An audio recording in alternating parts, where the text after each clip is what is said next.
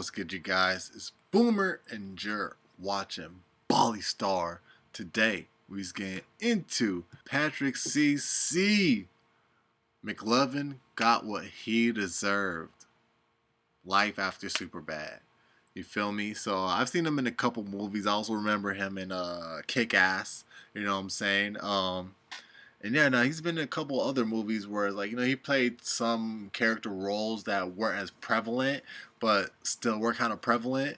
So yeah, nah, man, he been doing his thing, bro. I've also seen him in that movie, The End, with Seth Rogen, Jonah Hill. I keep forgetting his name. The guy that played the Green Goblin's son in Spider-Man, and he was also in Pineapple Express. Jesus Christ, why does his name always escape me? But nah, he was in that too. Yeah, nah, that was when freaking Michael Cera blew the baking soda in his face. He's like blew it in his face, like, yo, man, I'm sober. But yeah, man, let's get straight on into the video, man. Let's go. In the beginning, he looks like another loser you'd see get stuffed into a locker. By the end, you realize he is one of the most complex heroes in cinematic history. McLovin went against every stereotype that a lead male role is supposed to be. He wasn't handsome, he wasn't physically fit, he wasn't charming, he wasn't funny, he was a dork. But his unwavering confidence and borderline delusion forced you to see him as nothing short of incredible. Choosing your own nickname is already bold, but purposely picking McLovin is so absurd, you have to respect it. Because of Christopher Mintz-Plaza's perfect execution of this role, Superbad became one of the best coming-of-age comedies of all time. Unfortunately, McLovin was so iconic that he would forever be known as this character he played at 18 years old, preventing his legacy from exceeding beyond the nerdy organ donor from Hawaii. Christopher Mintz-Plasse was an ordinary kid raised in the Los Angeles suburbs. Although he was often casted the role of the nerd, Chris says this didn't reflect his reality. I don't do it as much as I used to, but when I'm free and get the chance, I play basketball all the time. I know the movies I've been in make me look like a nerd, but I was never like that. It's common for Southern California teens to consider acting early on since they are right next to Hollywood. When he got to high school, Chris started attending acting and improv classes and even joined the improv comedy team. During his senior year, he caught wind of a movie audition a few of his acting buddies were trying for and figured he'd casually send in some headshots from his 2006 camera phone. Judd Apatow and Seth Rogen thought Chris had the perfect nerdy look, so they invited him for an audition with the rest of the cast. Hey man, McLovin sounds old, okay? Come on, the chicks are digging it. You kill me? Are you kidding me, dude? So, under what circumstances would you ever show that thing to a chick? Dude, she could totally ask to see my ID. I don't know, I can just show it to her. Oh my god.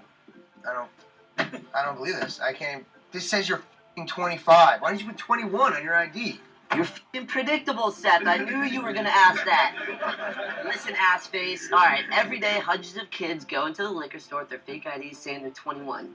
Just how many 21-year-olds you think are in this town? It's called strategy, okay? This was Chris's very first movie audition, and he perfectly played the role of the overconfident high school loser. But immediately after Chris's audition, Jonah Hill was like, not that guy. Superbad was a film written by Seth Rogen and his childhood best friend Evan Goldberg. The plot loosely resembles their real experiences as teenagers. We wrote it in high school for the most part, so I mean, something would happen to us Monday, we'd write it in on Tuesday.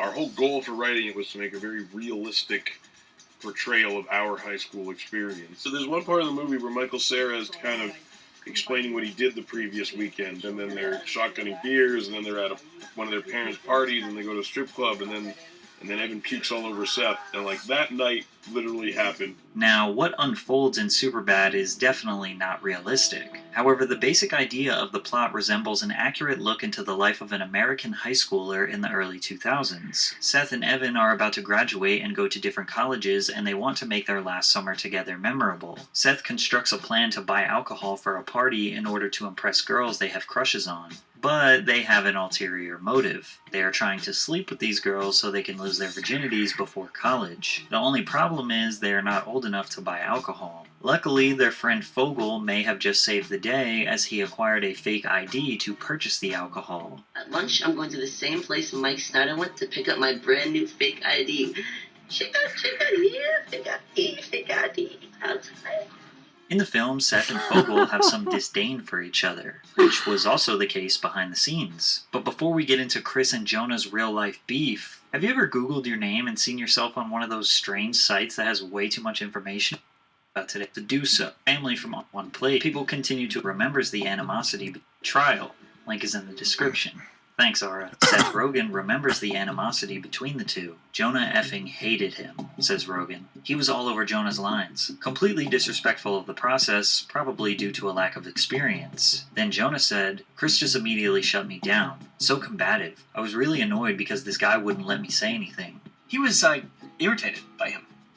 I think he felt that Chris was, kind of getting the better of him comedically. Stopping Jonah, blocking Jonah's funny jabs. In a feat of writing genius, Rogen realized that Jonah and Chris butting heads made their dialogue so much funnier.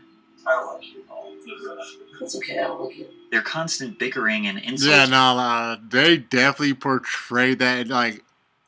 That's what also made the movie immaculate, bro. It's almost like they generally did not like each other or something. I did not know that was the case for real.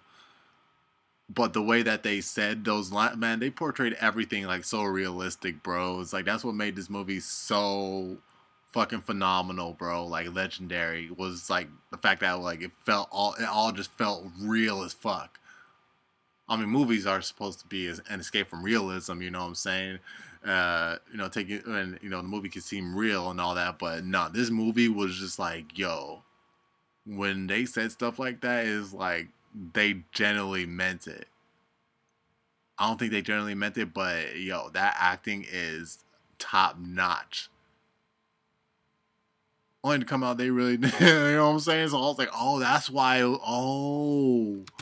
Perfectly represented a typical teenage boy's friendship. Rogen and Goldberg felt that there were no high school movies that were really capturing what teens were experiencing. No teenagers talking about drinking and getting laid, in the foulest terms possible. So we wrote one, basically. Superbad can be credited with popularizing raunchy terms into regular vernacular. It was the first movie to use the term finger fuck, which would go on to be used in rap songs by Tyler the Creator, Lil Wayne. If anything, they created experiences for high school too, bro. Them drawing dicks all over the place, bro. God, when I was in high school, that's what everybody started doing afterwards.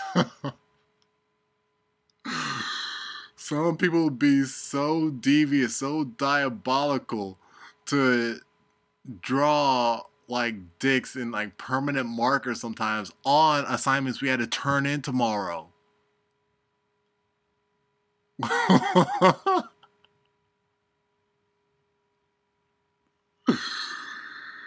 Oh my god, bro. It's funny as fuck because I had to happen to me, and I've seen it happen to other people, so it would be 10 times hilarious, bro. It's all hilarious until it happens to you and you're just fuck.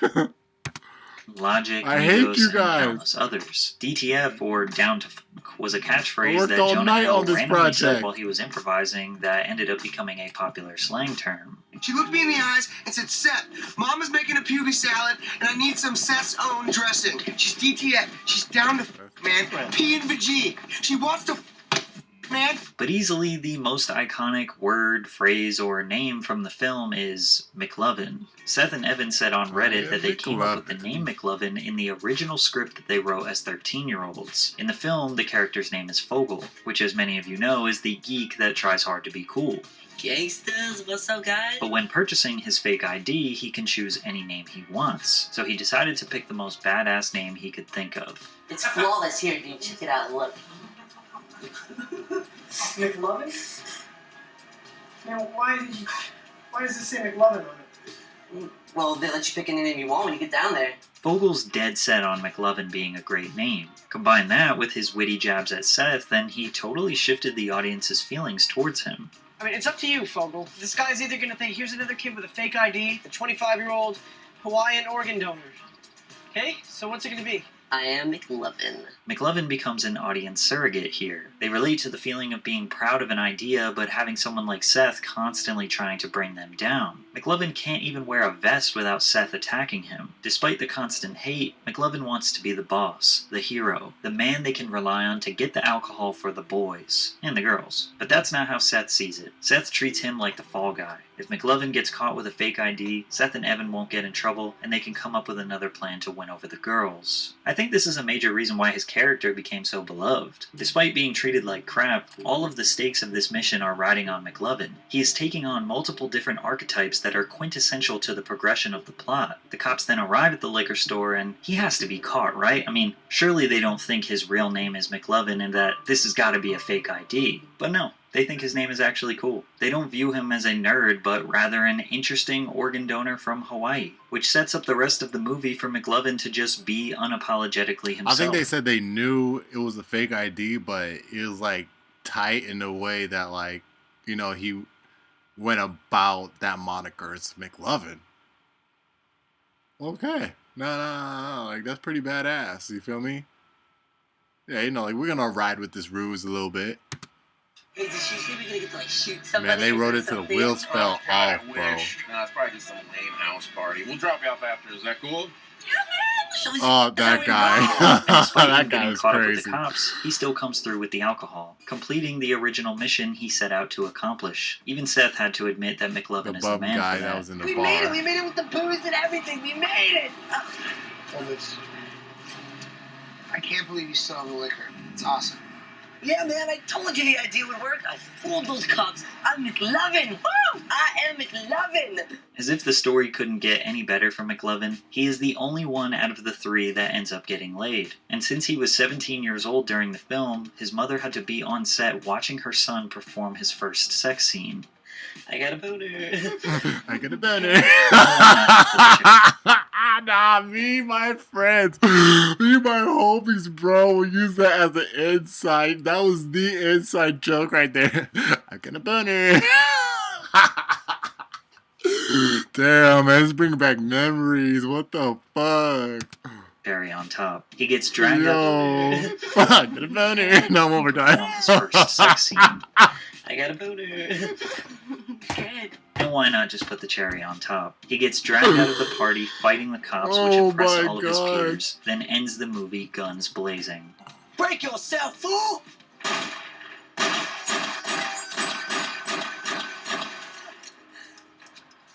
Tight. Tight. With all the cards stacked against him, McLovin saved the day, got the girl, and was a total badass while doing it. With a relatively small budget of $20 million, Superbad surpassed everyone's expectations, earning $33 million on its opening weekend and eventually grossing $300 million when including revenue from DVD sales. The day after the movie premiered, Christopher went from a nobody to a superstar. Literally the next day after it came out, I went into the Habit, which is a burger joint down here in LA, and like people screamed at me from across the hall. McLovin Oh, that happens chased all over me Cali. down, It wasn't just in LA. which was very alarming at age 18 Yeah. and very surreal and kind of cool. You know, I probably felt like I was the Beatles or something back then. He told People magazine, "It was very Oh, yeah, he alarming was for also a 17-year-old Neighbors. person. I was trying to figure out who I was as a human being at the time, and then to have millions of people knowing you as McLovin was very intense." Vince Plaza's performance earned him a nomination at the MTV Movie Awards for Best Newcomer. Superbad was an instant classic, and McLovin was a McIcon. The hip-hop community loved McLovin. Wiz Khalifa could be Icon. credited with being the first rapper to name-drop him in his 2007 track, Be Easy, where he says, "Yeah, the young and Superbad, you can call me McLovin." He was mentioned in quite possibly the biggest hip-hop Be collaboration easy, of yeah. all time. In the 2009 track Forever, featuring Drake, Kanye West, Lil Wayne, and Eminem, Yeah, me, Kanye says, McLovin. "Superbad chicks giving me McLovin." In Kid Cudi and Ye's collaboration Erase Me, they hired Chris to perform as the drummer in the music video. Ironically, rappers' images are the antithesis of McLovin. They are typically seen as smooth-talking, womanizing, stylish, and all-around cool people. But as hip-hop grew into the most popular genre in the world, countless rappers glorifying McLovin made him this larger-than larger-than-life figure. A quick search through Genius and you will find McLovin being referenced in lyrics by just about every rapper you can think of. Chance the Rapper, Lil Pump, Tyga, Logic, 21 Savage, Megan Thee Stallion, Rich the Kid, Migos, the list goes on forever. In a 2009 interview with Jonah Hill, he told MTV that he and Eminem were friends. Eminem says his favorite movie is Superbad, ever, of all time. He said if there was an award for best movie ever, he thinks Superbad should win. He quotes all the scenes to me. A viral YouTube sketch titled The Truth Behind Trapaholic's Voice helped certify McLovin in hip-hop even further. Stupid. Chris is seen Nah, that shit delivering was some of the stupid. most iconic I hip-hop love vocal this. drops I of love all this. time. Real trap shit. Trapaholics. We make it look easy. Walk with your boys. Damn, son, where'd you find this? The video spread like wildfire, and even sparked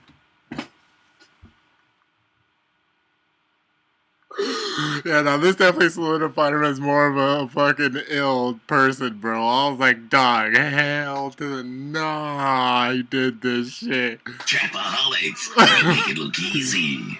Walk with your Hold on. boys. Damn, son, where'd you find this? the video spread like wildfire, and Hard. even sparked a little challenge of people trying to recreate their version of the drops. Now, the Stupid. Trapaholics vocal drops date way back to the early 2000s, but there were some people Damn, who genuinely son. believed Chris was the voice. Even the McLovin fake ID became a recognizable Even I believed piece that, I of think, for a history. couple In hours 2021, today. Blake Griffin wore a pair of Like, dog, you basketball really shoes did that? designed around the Hell ID, nah. and thousands Oh, of that's replica hard. cards still get sold every month on Amazon. Chris was stamped in pop culture as McLovin. He was a beloved icon, but as you can imagine, this made it very difficult for him to outshine the legacy of that role. Immediately after Superbad, Chris got a ton of visibility from Jimmy Kimmel when he was invited to do a comedic music video sketch that was jam-packed with A-list stars: Matt Damon, Ben Affleck, Robin Williams, Brad Pitt, and McLovin. He quickly secured another nerd role in the comedy film Role Models, alongside Paul Rudd and Seann William Scott, which generated nearly $100 million at the box office. Then followed that up with a tertiary role in Year One that just barely broke even in the box office. But his second most successful primary role was in the 2010 film Kick-Ass, which was about a nerdy high school student who decides to be a superhero even though he has no powers, training, or reason to even be a hero. Chris played the superhero Red Mist, and the film was a huge box office hit, earning about $100 million. Throughout the 2010s, he was a go-to tertiary character for comedy films. Pitch Perfect, This Is the End, The To-Do List, Neighbors 1 and Neighbors 2 were all big films that he can be seen in. However, it became clear that Christopher was being typecast in Hollywood, which is essentially when someone plays the same general character in every film. No matter what movie, Chris was always the nerd or the skinny weakling who isn't taken very seriously. And although some of the films were successful, none of them came close to eclipsing the domination of Superbad, which made every character he portrayed look like a lesser version of McLovin. People didn't even refer to Christopher Mintz-Plasse as his real name. They would say, oh, that movie has McLovin in it. I met someone at the Celtics game that's like, hey, McLovin. I'm like, yeah, what's going on? My name's Chris. And he's just like, I'm calling you McLovin. I don't care. I'm calling you this. And I'm like, all right. However, there are some benefits to being typecast. If you are in the right genre, which for Chris is comedy, you can easily get consistent work. Every time there is a goofy or raunchy comedy being made, Chris is seen as a viable option for a character. This has kept him more very money. active, doing a major production every year for well over a decade. Like his most recent movie, Honor Society, is a high school teen comedy, but instead of being the nerdy student, he is the dorky teacher. He was also able to successfully enter the world of voice acting. DreamWorks Studios' animated film How to Train Your Dragon casted Chris as Fishlegs Ingerman, who is the resident dragon nerd and statistics guru. The film grossed $500 million, which was DreamWorks' highest grossing film outside of the Shrek series. Not only did he get multiple years of consistent work due to portraying Fishlegs, the film's success gave him a wide open door of opportunity as a career voice actor. He voiced Alvin in Paranorman, another $100 million success. He voiced King Gristle in DreamWorks' Trolls, a $350 million box office smash. He also earned a lead voice role in Blark & Son, which is a highly rated Comedy Central animated series with a cult fan base. But the other benefit of being typecast is that roles don't require much prep work. He shows up, performs as the character he always does with small changes, and collects a paycheck. This gives him a lot of free time to hone in on other passions, like music. Ploss invested some of his Superbad earnings in a drum kit to play in his band, the Young Rapscallions. However, after 8 years and only 1 EP, the band came to an end when the bassist decided to quit. But he didn't give up. Chris started a band with his childhood friends called Main Man. The indie alternative band grew up together in California. They found their sound by combining indie/psychedelic rock with surf and turf funk, which is a common sound from the Southern Cali area. Main Man has released 2 EPs titled Mistaker in 2017 and another in the same year titled Social Security Party.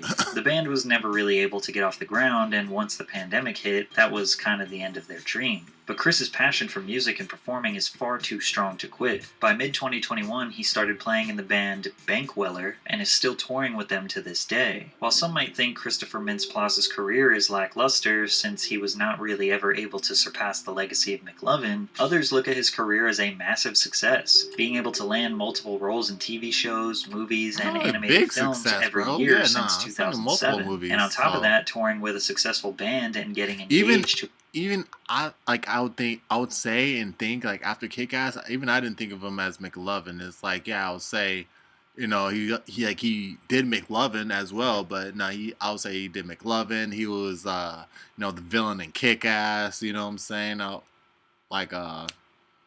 He was one of the college dudes and Neighbors, you know what I'm saying? Like, McLovin would not just be the only moniker I know him as. So, yeah, no, he got a huge success. To his longtime girlfriend. He is only in his mid-30s and likely has a long, consistent career ahead of him. He might even be able to outdo his 17-year-old role. But the best part is, he doesn't hate that we all love McLovin.